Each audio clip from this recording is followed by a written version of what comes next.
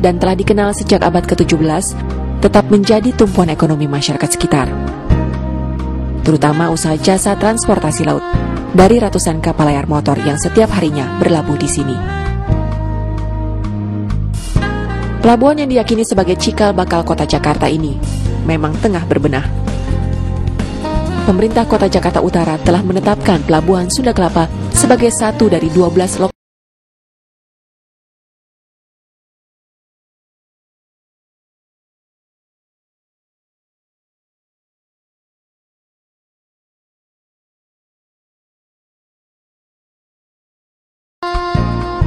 mereka lupa bahwa Sunda Kelapa itu adalah ibunya Jakarta, ibu yang melahirkan Jakarta. Itu yang sebetulnya selama sekian tahun terakumulasi membuat saya seperti terpukul gitu loh.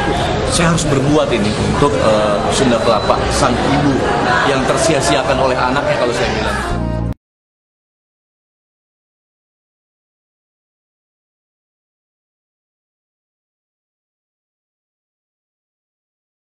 Kemarin terpikir untuk melahirkan sebuah rumah bagi komunitas, rumah bagi Karang Taruna, rumah bagi komunitas, rumah bagi masyarakat. Siapapun yang warga utara yang punya kepedulian terhadap Sunda Kelapa, yuk kita berbuat.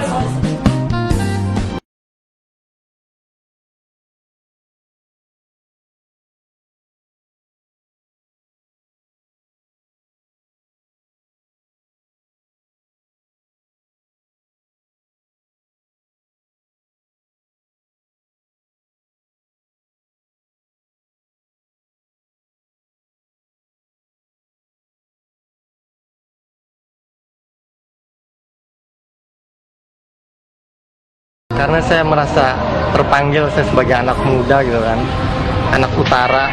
Buat saya punya keahlian, saya punya kemampuan yang perlu dibagikan ke teman-teman yang lain, mungkin bermanfaat, mudah-mudahan gitu.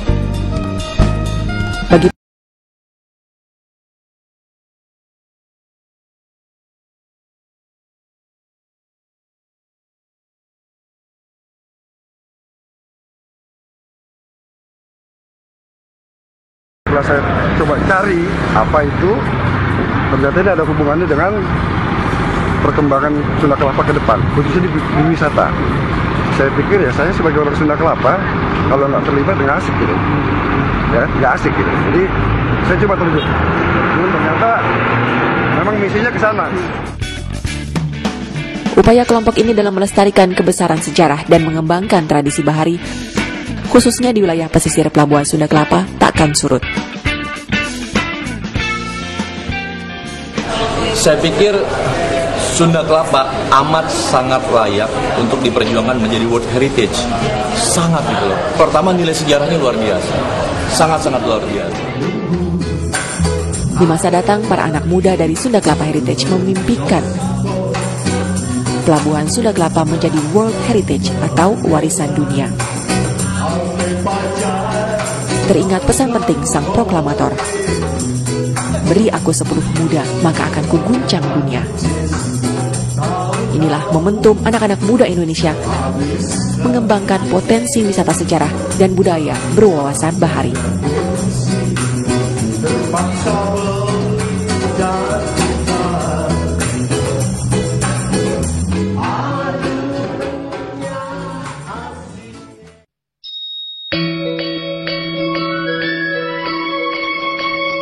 Nenek moyangku seorang pelaut, sebaik lagu populer anak-anak yang menggambarkan Indonesia, negara bahari.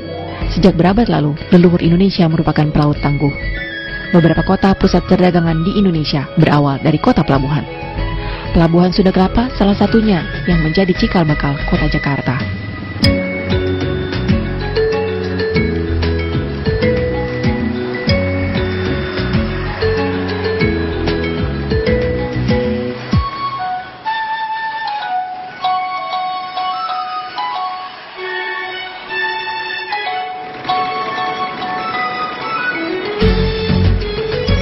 Sunda Kelapa dulunya adalah pusat perdagangan rempah-rempah terbesar se-Asia.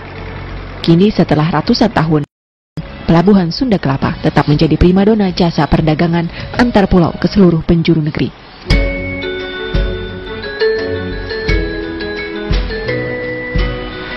Kapal-kapal tradisional ini menjadi bukti pelabuhan ini masih hidup.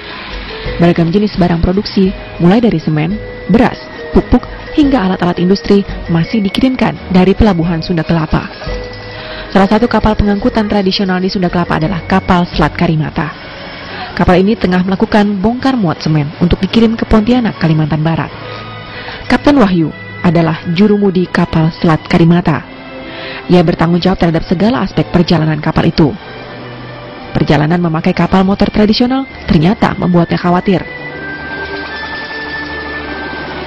Jadi cuaca juga jadi pertimbangan iya, kapal kendala juga, kendala.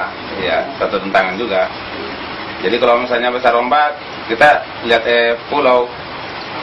Kita mampir pulau, kalau misalnya kira-kira tidak mungkin kan kita mencari pulau, mampir, berlabuh dulu. Biasanya pulau mana mampir itu? Nah, di Tanjung Pandan. Kadang di Pulau Karimata, kan ada juga Pulau Karimata namanya.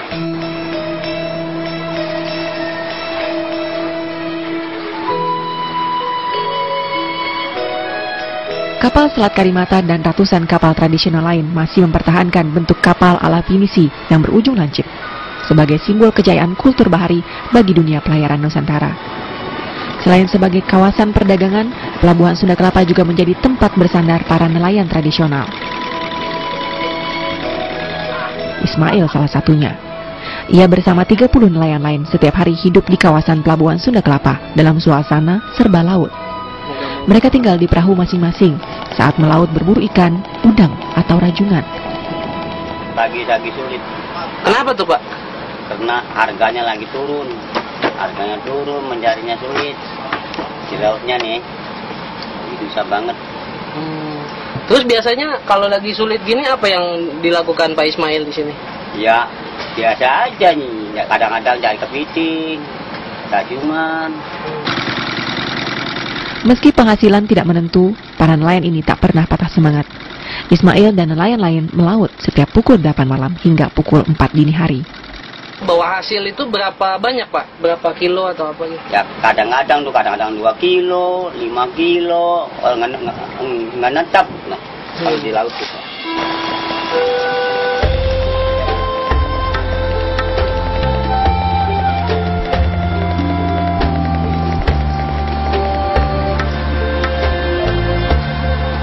Selain menjadi lokasi puluhan nelayan tinggal, pelabuhan ini kerap kali dikunjungi wisatawan asing sebagai destinasi wisata pesisir.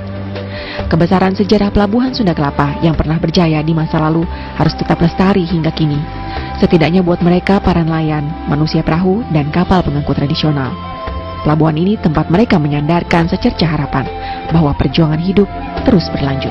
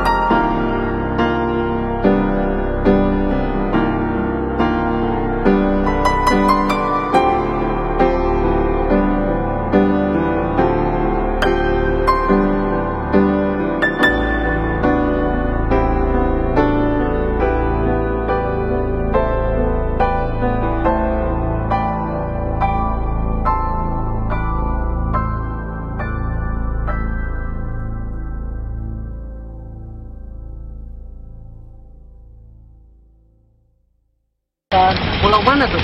Pulau air. Oh, Pulau Damar. Kalau turis berapa bang? Standar 50.000. Kemana jalurnya tuh? Balik lagi. Tak kurang dari 30 pelaku usaha sampan wisata dan penyeberangan menggantungkan hidup di kawasan ini. Pengguna jasa sampan beragam, mulai dari buruh kapal, warga sekitar, wisatawan lokal, hingga turis mancanegara. Bermanfaat nggak buat ibu nih? Ibu kan pernah pakai juga nyebrang. Indah juga sih, manfaat juga gitu. Malang awalnya sejuk itu kalau kita nyampat keliling-keliling. Kayak suasana lain dari rumah daripada di laut itu. Harus sekali menyeberang dengan sampan, Bulu mematok harga Rp2.000. Sementara untuk sampan wisata pesisir, tarifnya dapat dinegosiasikan dengan penyewa. Kisarannya Rp25.000 hingga Rp50.000. Bulu Ambo dan Dian tetap bersyukur meski pendapatan mereka setiap hari tak menentu. Asal dapat membawa sedikit uang untuk tetap bertahan hidup. Tergantung anunya. Kalau ada turis ya bisa juga lumayan lah. Kalau ada turis, juga mahasiswa, tukang foto-foto itu, ya tergantung. Tapi kalau cuma diharap buruh aja ya paling dapat 40.000 satu hari. Sampan tua itu melaju lambat melintasi sela-sela dinding kapal layar motor yang sedang bersandar. Dayung di tangan Pak Buruh tua berkecipak dengan air, mengangkut 1-2 penumpang, seolah menyatakan hidup berjalan terus ke depan.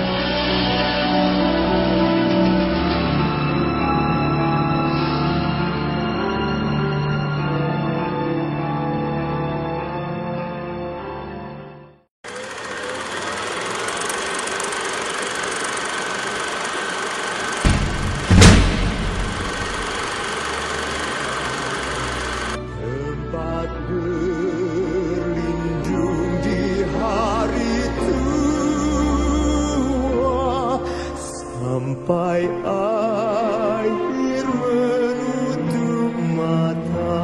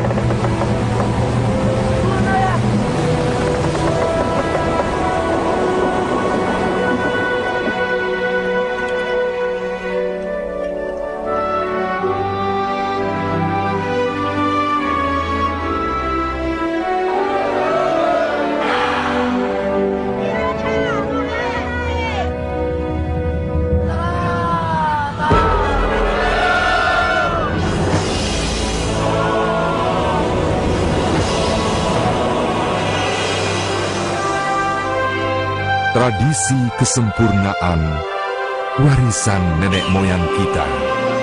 Kalau bukan kita yang meneruskannya, lalu siapa?